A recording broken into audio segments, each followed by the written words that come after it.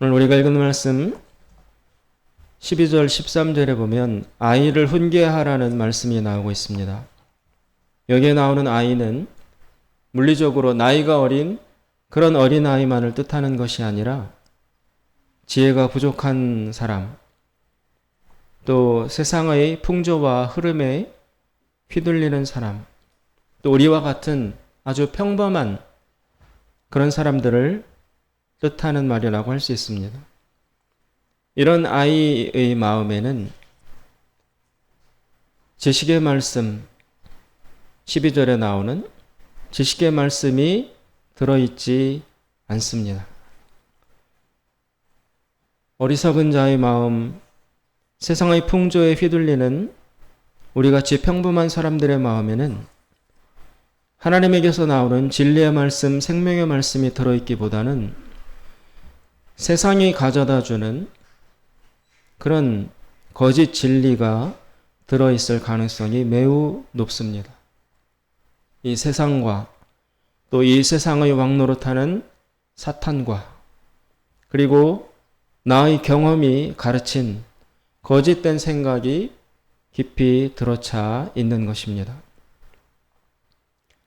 세상이 가르치는 그런 지식은 그것은 사람을 살리기보다는 죽게 만들고 사람을 정죄하고 미워하게 만들고 그리고 친구와 이웃으로 그리고 사랑의 대상으로 보게 하기보다는 경쟁과 배제와 미움과 적으로 보도록 만들기 쉽습니다. 그래서 순결한 마음으로 우리가 어릴 때 이 삶을 시작했다 할지라도 이렇게 거짓된 진리를 가르치는 세상의 풍조에 휩쓸리고 영향을 받고 또 상처를 입다가 보면은 우리의 마음속에도 이 아이의 마음속에 지식의 말씀이 사라지고 그 거짓된 생각, 이 세상의 풍조가 가득하게 되는 것입니다. 그 생각은 다른 사람을 정죄하고 자기 자신을 부정하게 만들고 하나님에 대한 믿음을 갖지 못하게 만들며 낙심하고 좌절하고 절망하게 만들기 쉽습니다. 그래서 이 아이의 마음에는 무엇이 사실상 가득하냐 하면 17절에 부러워하는 마음이 많이 생기게 합니다. 부러워하는 마음. 이것은 인간의 본능적인 사고의 결과입니다. 사람은 늘 자신과 다른 사람을 비교하게 되어 있습니다. 가르치지 않아도 비교는 우리 속에서 생겨나게 되어 있습니다. 그리고 내가 배우려 하지 않아도 먼저 부모로부터 그리고 학교에서 친구들과 어른들로부터 비교하는 말을 듣게 됨으로써 원치 않지만 그 비교라는 사고방식에 우리도 깊이 물들게 되는 것입니다. 우리도 많이 들어보았던 말이고 우리도 우리 자녀들에게 많이 하는 말입니다. 아이가 성적표를 가지고 오면 그 성적표 자체만을 가지고 아이를 수용하기보다는 꼭 그 아이의 다른 친구 이름을 대면서 걔는 몇 점 맞았니? 그렇게 묻죠. 걔는 수학이 몇 점이니? 또 우리 아이가 대학에 가면 그 아이의 친구 이름을 들면서 걔는 어느 대학에 갔니? 어쩔 수 없는 우리의 본능에 가까운 것이라고 할 수 있습니다. 비교를 하면 모든 영역에서 내가 우월할 수는 없습니다. 그리고 우리 인간의 성격상 내가 뛰어나고 우월한 부분에 대한 감사와 자긍심으로 충만하기보다는 내가 부족한 부분, 내가 모자라고 내가 실패한 부분, 그 부분을 더 확대시켜서 다른 그 부분을 잘하는 사람과 비교하면서 내 속에 부러워하는 마음, 안타까워하는 마음이 생기게 되는 것입니다. 이 부러워하는 마음이 계속 우리 마음 속에 자리를 차지하게 되면 그 다음으로 나타나는 감정이 있습니다. 부러움이 이제는 부끄러움으로 바뀌는 것입니다. 처음에는 그 친구를, 다른 사람을 부러워하다가 그것이 시간이 지나면 부끄러움으로 변합니다. 나는 왜 그렇게 못할까? 나는 왜 저렇게 못 살까? 나는 왜 저 사람처럼 못하는 것일까? 나는, 우리 가정은, 이런 식으로 부러움에서 시작한 마음의 생각과 감정이 부끄러움으로 변화되게 됩니다. 이 부끄러움이 또 지나치면, 이 부끄러움에서 벗어나지 못하게 되면 그 다음은 자신을 부정하게 됩니다. 우리는 반성과 회개는 하되 자신을 부정하면 안 됩니다. 자신을 부정하면 설 자리가 없어집니다. 회개하는 것, 반성하는 것은 다음을 향한 가능성을 남겨둡니다. 이것은 잘못했지만 고치고 새로 시작하자. 다시 하면 된다라는 미래를 향한 길이 열려 있지만 자신을 부정하면 나는 바보야. 나는 멍청이야. 나는 해도 안 돼. 반성과 회개가 아니라 자신을 부정하는 자리에까지 나아가게 되면 그러면 길이 없어집니다. 더 이상 나에게 새로운 희망과 가능성을 남겨두지 않는 사고에 갇히게 되는 것입니다. 성경에는 가룟 유다라는 유명한 인물이 나오고 있습니다. 다 아시는 것처럼 예수님을 밀고하고 배반하여 예수님이 십자가에서 달리시도록 만든 아주 중요하고 결정적인 역할을 한 사람입니다. 그래서 유다는 예수님이 죽으시고 난 이후에 죄책감에 시달리다가 스스로 자신의 목숨을 끊습니다. 그런데 여러분, 유다를 통해서 우리가 깊이 깨달아야 할 내용이 있습니다. 유다가 죄를 지었지만 그러나 하나님께 용서를 받지 못할 죄는 아니었습니다. 하나님에게 용서받지 못할 죄는 없습니다. 하나님은 모든 죄를 용서하십니다. 만약 용서받지 못하는 죄가 몇 가지 있다면 그러면 우리 인간에게는 전혀 가망이 없습니다. 그 죄야만 안 지으면 되지. 그렇게 말할 수 있습니다. 그러나 내가 일평생 사는 동안 하나님께 용서받지 못할 그 죄를 절대로 짓지 않을 수 있다는 보장이 어디에 있습니까? 내가 그것을 자신할 수 있습니까? 유다는 자신이 예수 그리스도를 배반할 줄을 미리 알고 준비하고 계획했던 사람인가요?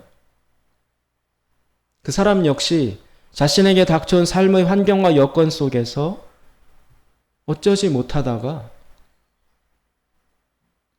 자기 스승을 배반했는데 부득이하게 그 스승이 바로 하나님의 아들이었다라는 것입니다. 우리가 평범하게 짓는 죄가 넓은 관점에서 보면 어쩌면 유다가 평범하게 지은 자기 스승을 밀고 한 그 죄가 하나님의 아들을 배신한 죄로 드러났던 것처럼 우리가 인생을 살면서 지은 평범하다고 생각했던 죄가 만약에 하나님께서 정하신 도저히 하나님께 용서받지 못하는 바로 그 죄가 된다면 우리는 어떻게 벗어날 수 있겠습니까? 만약 하나님도 용서하시지 못하는 죄가 있다고 한다면 인간에게는 소망이 없습니다. 만약 그렇다면 구원은 은혜로 받는 것이 아니라 철저히 조건적이게 됩니다. 그러면 기독교의 무한한 은혜, 절대적 은혜로 받는다는 이 하나님의 사랑에 근거한 구원과는 붕괴됩니다. 하나라도 조건이 다르면 그것은 은혜가 아니죠.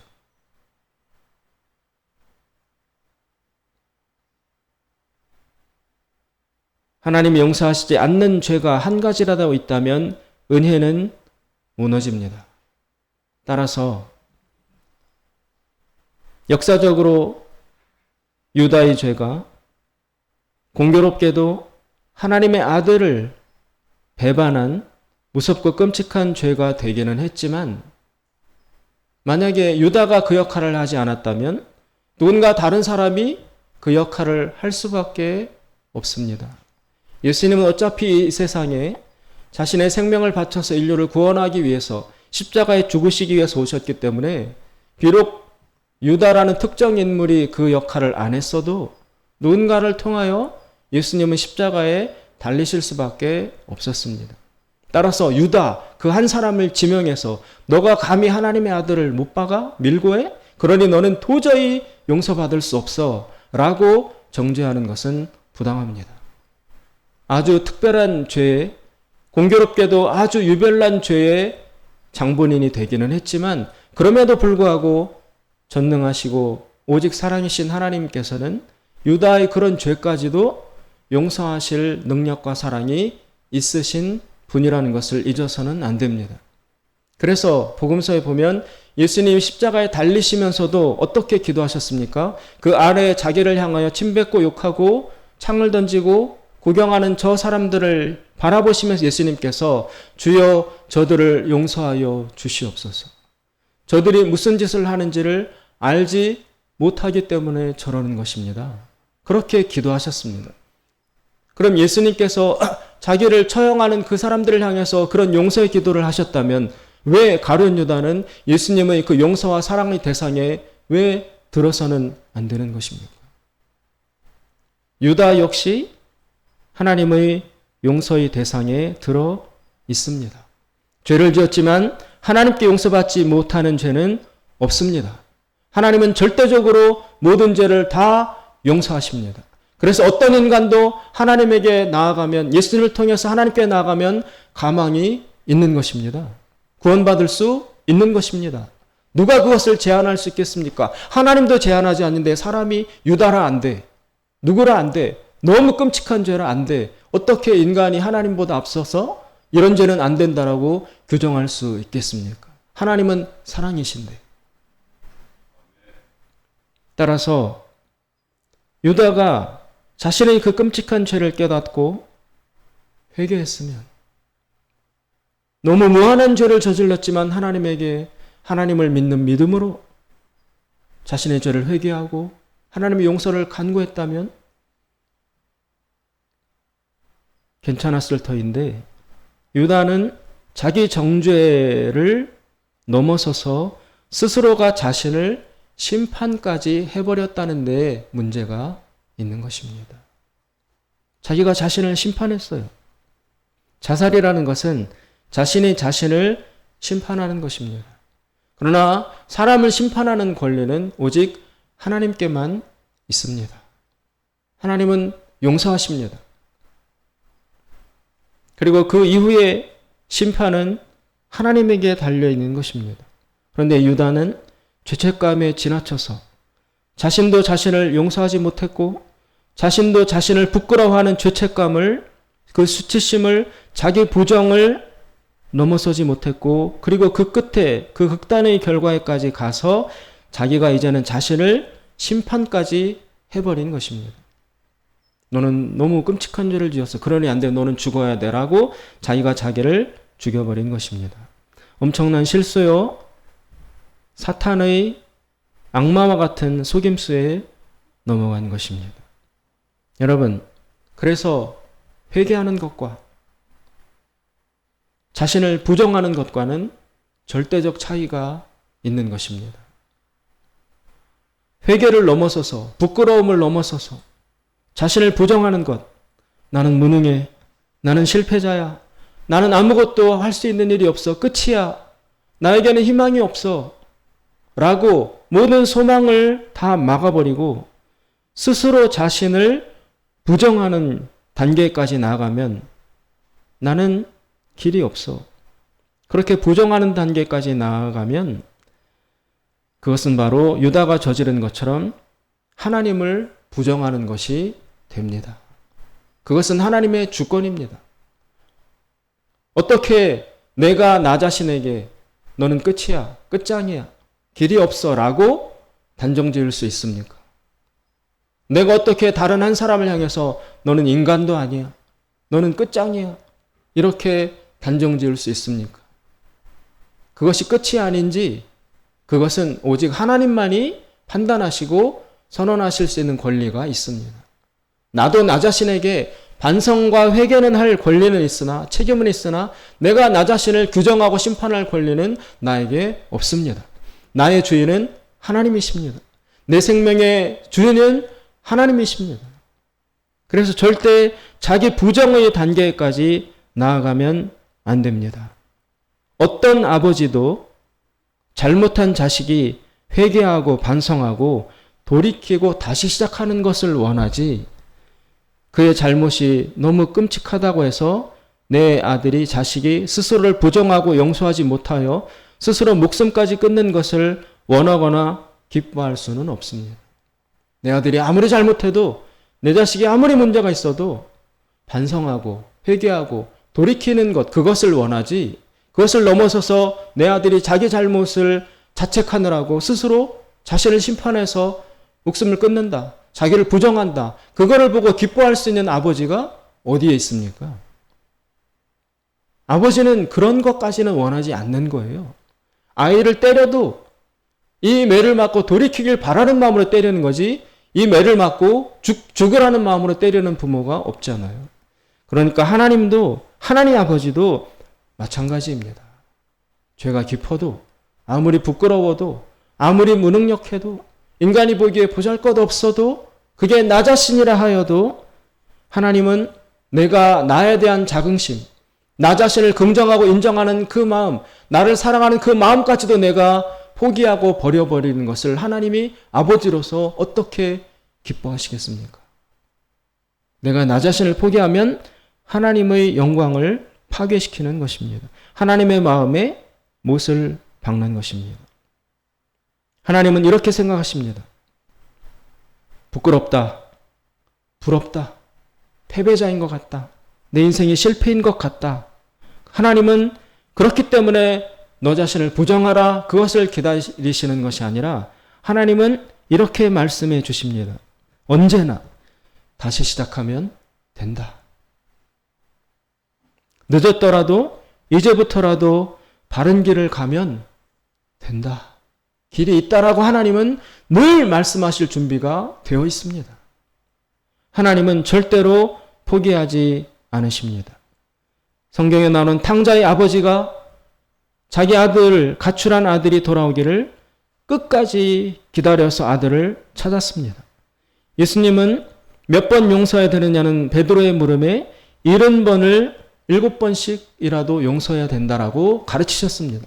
그러면 여러분 사람에게 70번씩 7번이라도 용서해야 된다고 가르치시는 분이 예수님이라면 그 예수님 스스로가 그 하나님 스스로가 그만큼을 아니 그 이상을 용서하시는 분이라는 것 아니에요. 하나님이 그만큼 용서하시니까 우리에게도 용서하라고 가르치시는 것입니다. 또 베드로서에 보면은 하나님은 천년을 하루같이 하루를 천년같이 기다리시는 분이라고 나오십니다. 왜 그렇게 기다리실까요? 왜 천년까지? 왜 하루를 천년같이 기다리십니까? 죄인들이 돌아오라고. 인간들이 하나님으로 말미암아 용서받고 구원받으라고 기다리신다는 말씀이 나옵니다. 그래서 하나님은 언제나 우리들에게 다시 시작하면 된다라고 하시면서 포기하지 않으십니다. 그래서 17절에 하나님이 오늘 이렇게 말씀해 주십니다. 너희 마음으로 죄인의 형통을 부러워하지 말고 그 대신 무엇을 하라고요?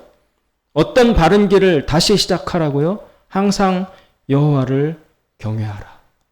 부러워하는 마음, 부끄러워하는 마음, 낙심하는 마음, 그것을 선택하지 말고 대신 하나님을 경외하는 마음을 선택해서 채워라. 그러면 길이 있다. 그러면 반드시 산다라고 말씀하고 계신 것입니다. 하나님을 경외하는 마음은 무엇입니까? 하나님을 인정하는 마음입니다. 하나님을 기대하는 마음, 하나님을 기다리는 마음입니다. 하나님께 순종하는 마음입니다. 또 하나님을 따르려는 마음이 하나님을 경외하는 마음입니다. 이 하나님을 경외하는 마음, 여기에서 지혜가 나오고 능력이 나오고 생명이 나오는 것입니다. 그래서 본문 26절에 보면 이 하나님을 경외하는 마음과 결부지어서 하나님께서 이런 권면을 해주십니다. 내 아들아, 내 마음을 내게 주며 내 눈으로 내 길을 즐거워할지어다. 내 길, 즉 하나님이 가르치시는 길을 즐거워해야 된다는 거예요. 어거지로 싫어하고 거부하고 믿지 못하고 그러는 것이 아니라 하나님이 가르쳐 주시는 길, 하나님이 알려주시는 그 길을 즐거워하는, 환영하고 따르려는 마음, 기뻐하고 순종하려는 마음으로 우리를 채울 때에, 그러면 18절, 그러면 정령이 내 장래가 있겠고 내 소망이 끊어지지 아니하리라. 지금 부끄러워하는 마음, 부러워하는 마음으로 한없이 낮아지고 한없이 위축되어 있고 한없이 상처 있고 절망하는 그런 마음에게 하나님께서 그런 마음이 아니고 하나님을 경외하는 마음, 하나님의 길을 즐거워하는 마음으로 채워라. 그러면 정녕 너희 장래가, 너희 미래가 반드시 있을 것이다. 미래가 없다는 것은 부족한, 연약한, 피조물에 불과한 너 자신의 생각이야. 그리고 너희 생각은 이 세상과 마귀와 사탄이 심어놓은 그런 부정적이고 진리가 아닌 인간을 파괴시키는 유다가 지배받았던 그 비생명의 생각으로 가득 차 있기 때문에 너 혼자의 생각과 사고로는 어떤 길도 어떤 소망도 찾아낼 수가 없다. 다람쥐 쳇바퀴 돌듯 한다는 것이 그 말입니다. 우리의 사고만을 가지고 아무리 몸부림치고 계획하고 구하여도, 간구하고 궁구하여도 우리 스스로는 여러분 생명의 길, 희망의 길을 찾아낼 수가 없습니다.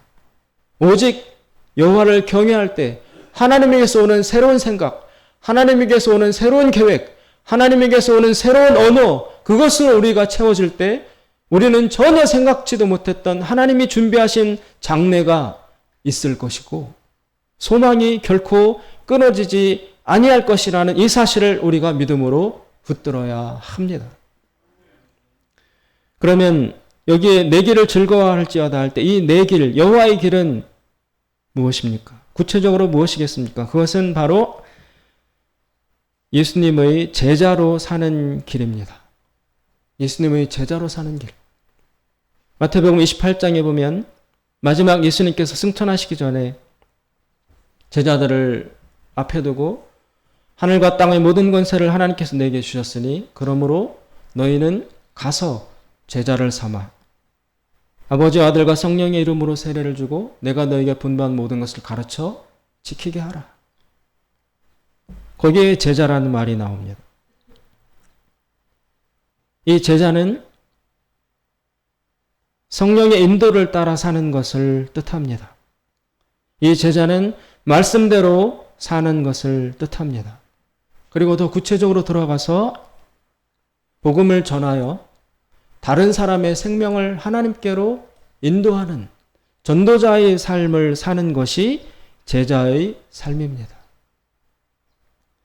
그래서 영혼을 구원해서 이 열매를 맺는 길, 그리고 이 내가 구원한, 내가 전도해서 하나님께로 나오게 된 그 영혼이 다시 자라고 성숙해서 또 다른 사람을 전도해서 그 사람을 구원시켜서 제자로 만드는 이런 식의 영적인 재생산이 일어나게 하는 그것을 실천하는 사람이 제자입니다.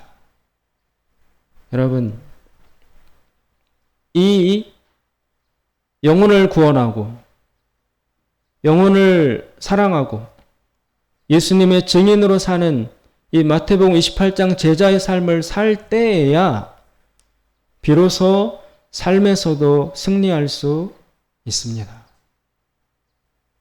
우리 스스로도 그렇게 말하고 세상도 우리에게 그렇게 말합니다. 교회 다니는 사람은 빛과 소금으로 살아야 한다. 맞습니다. 그 말을 어떻게 부정할 수 있겠습니까? 그런데 여러분, 빛과 소금으로 살기 위해서 먼저 요구되는 전 단계가 있습니다. 빛과 소금의 삶은 언제 살 수 있느냐? 먼저 예수님의 제자로 살 때에 자연스럽게 빛과 소금으로 살 수 있습니다. 흔히 기독교에 두 가지 거대 흐름이 존재합니다. 한 흐름은 복음주의라고 그래서 철저히 영혼 구원, 복음을 전해서 전도하고 사람을 예수님께로 인도하는 그것이 교회가 할 일이다 라고 주장하는 부류가 있어요. 이 반대쪽에는 또 뭐가 있느냐? 그 영혼 구원만, 나중에 가는 천국 그것만 중요하냐? 이 세상에 불의가 얼마나 많으냐? 사회 정의를 위해서, 또 가난하고 어렵고 고통받는 자들을 치료하고 도와주고 일으키는 그런 사회 구제, 사회 구원, 사회 정의 실현, 그것도 마땅히 교회가 할 바가 아니냐? 그런 사람들이 주로 빛과 소금으로 살아야 한다. 교회 다니는 사람들이 거룩하게 살아야지, 바르게 살아야지, 모분되는 삶을 살아야지, 그렇게 살면 하나님이 영광을 받으시겠느냐라고 이야기를 합니다. 그래서 빛과 소금으로 사는 삶은 그런 사회 복음, 사회 정의나 이런 것을 실현하고자 하는 사람들이 더 말을 많이 합니다. 그들의 목표이기도 합니다. 그런데 여러분, 제자 사역이 중요하냐, 영혼 구원이 중요하냐, 사회 참여, 사회 정의 실현하는 것이 더 중요한 싸움은 사실상 양자택일의 문제가 아닙니다. 그것을 둘 중에 하나를 골라야 된다. 둘 중에 하나가 더 중요하다. 둘 중에 하나가 교회가 할 일이다라고 양분하는 것은 틀린 것입니다. 두 가지 다 교회의 사명입니다. 두 가지 다 교회가 해야 할 마땅히 중요한 일입니다. 그러나 순서가 있습니다. 영적인 질서가 있는데 전도하지 않는 자, 복음을 전해서 양육해서 제자로 만드는 그 일을 하고 있지 않으면서 사회 정의와 사회 복음을 실천할 수는 없습니다. 절대로 불가능합니다. 사회 정의와 복음을 실천하는 그런 사람들이 놓치고 있는 부분이 이거예요. 영혼 구원? 거기다가 너무 교회가 할 일을 몰아붙이지 마라. 제가 여러분 예전에 대학교 다닐 때, 대학원 다닐 때 제 친구가 선교단체에 있었어요. 근데 그 친구가 저를 전도하려고 굉장히 애를 썼어요. 그래서 찾아오기도 하고 하여튼 여러 애를 썼는데 그때는 제가 예수 믿을 마음이 없어서 거절했었어요. 근데 너무 저한테 간곡히 이야기하고 또 그렇게 해서 제가 그 선교단체에 나가게 됐습니다. 그런데 제가 대학과 대학원 다니던 시절은 80년대였어요. 6.29 선언이 87년에 있었잖아요. 제가 고무렵에 그때 이한열, 박종철 이런 사람들이 다 죽고 그럴 때가 고무렵이에요. 데모가 얼마나 극심했는지 몰라요. 그리고 그때 당시에 대학생으로서 데모는 그때 당시 사회 부정의와 부조리 때문에 데모는 할 수밖에 없었습니다. 그래서 저도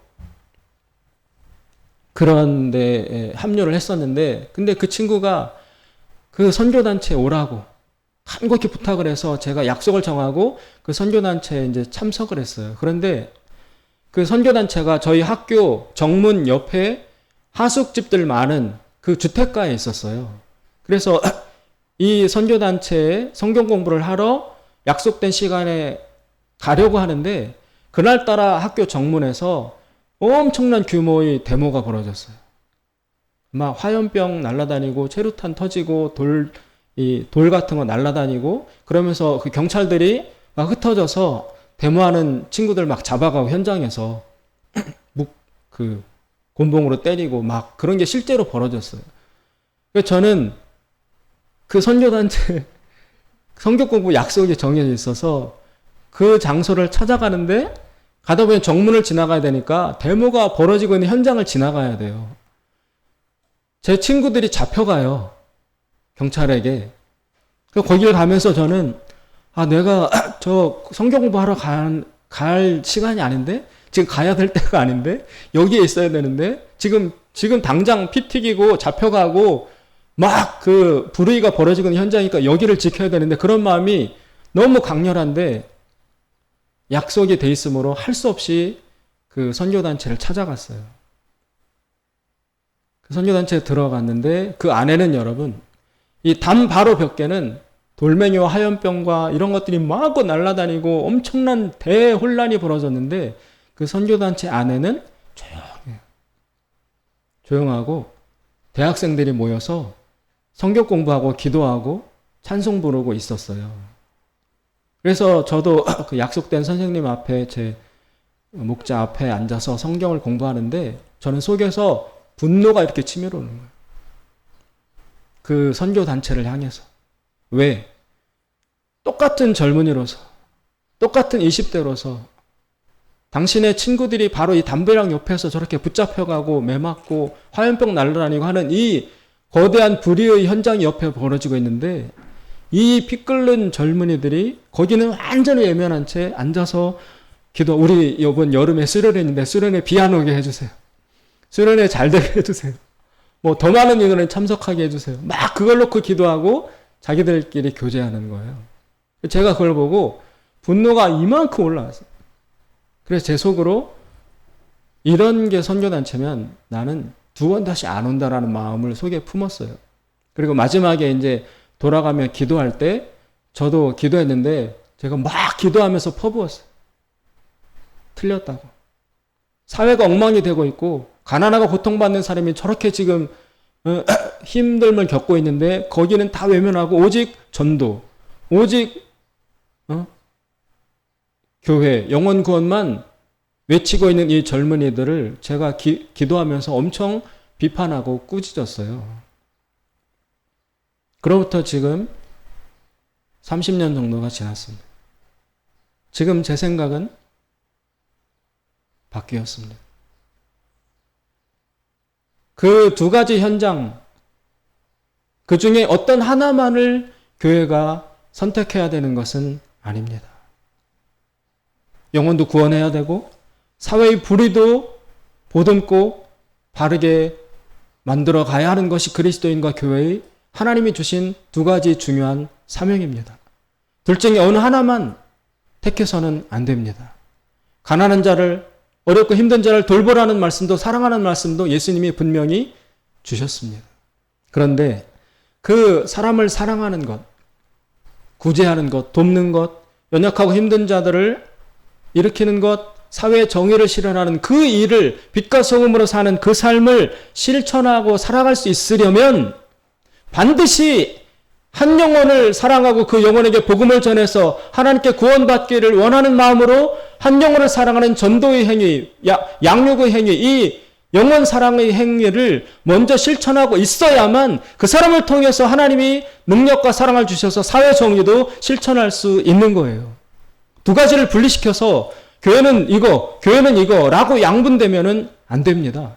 오직 복음만 전하는 것, 그 일만 그래서 교회 성장만 한다는 것도 잘못된 것이고 그것은 외면하고 사회 정의만 우리는 몸부림쳐야 된다고 하는 것도 잘못된 것이에요. 두 가지를 다 해야 되는데 그런데 중요한 것이 있다면 먼저 순서가 이 영혼의 구원을 생각하고 그 구원을 위해서 실천하는 그 사람만이 사회 정의를 위해서도 헌신할 수 있다는 것입니다. 영혼을 구원하고자 하는 그 사랑이 없으면 사회 정의도 실현하지 못해요. 시작할 수는 있지만 반드시 가다가 에너지가 고갈돼요. 절대로 정의를 실천하고 사람을 사랑하는 그 일을 끝까지 해 나갈 능력이 우리에게 없어요. 인간의 영혼을 먼저 사랑하고 그 영혼에게 복음을 전해서 하나님의 자녀로 만들고자 하는 그 사랑이 있는 자만이, 그것을 실천하는 자만이 사회 정의를 위해서도 끝까지 헌신할 수 있습니다. 동전의 양면과 같은 것입니다. 나무와 열매와의 관계와도 같습니다. 씨와 과실의 관계와도 같습니다. 그래서 영혼 구원 사역이 중요하냐, 사회 참여가 중요하냐, 이 두 가지 싸움은 사실상 의미가 없습니다. 영혼 구원에 헌신하고 있어야만 정의로운 삶을 살 수 있는 것입니다. 제자 사역에 동참 없이 정의로운 삶을 살려고 해보아야 생명이 공급되지 않으므로 실패할 수밖에 없습니다. 그래서 결국 전도하는 자가 삶에서도 더 거룩합니다. 전도하는 자가 결국 더 많이 돕고 많이 베풀고 더 경건하고 사회의 빛과 소금이 됩니다. 여러분, 결과적으로 그런 것이 입증이 됐습니다. 전도하지 않으면 거룩하지도 못합니다. 철저히 이론일 뿐입니다. 인간의 어리석은 생각일 뿐이지 전도하지 않으면서, 영혼을 구원하지 않으면서 거룩하고 사회의 빛과 소금이 되겠다는 생각은 착각입니다. 오늘 하나님께서 가르치시는 내가 너희들이 즐거워해야 될 길, 여호와를 경외하는 그 길의 구체적인 것이 무엇이냐?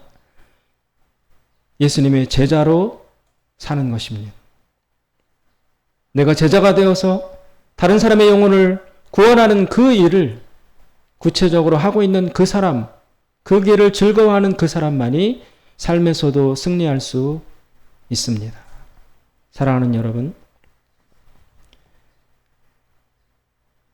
예수님께서 승천하시기 전에 마지막 남기신 말씀이 너희는 가서 제자를 삼아라.